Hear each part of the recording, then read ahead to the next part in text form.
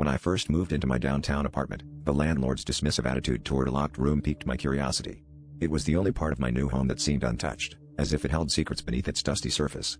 At night, faint cries echoed through the walls, a haunting melody that sent shivers down my spine. One evening, unable to resist the pull of the unknown, I decided to pick the lock. The door creaked open to reveal an empty, dust-covered chamber, its silence as oppressive as the cries that had drawn me there.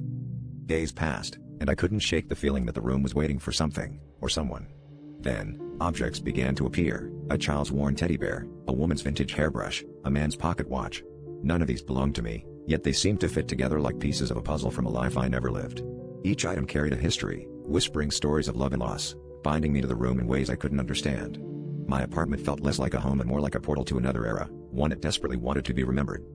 Compelled by an unseen force, I found myself spending more time in the room, piecing together the fragments of lives past.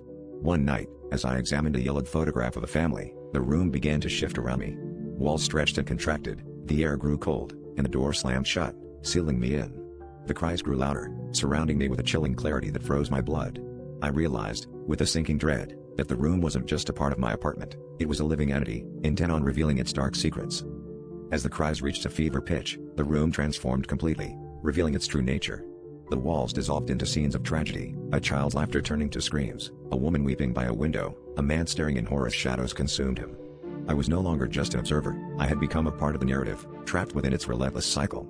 The room had claimed me, its cries now my own, echoing into the night for the next unwitting soul to hear.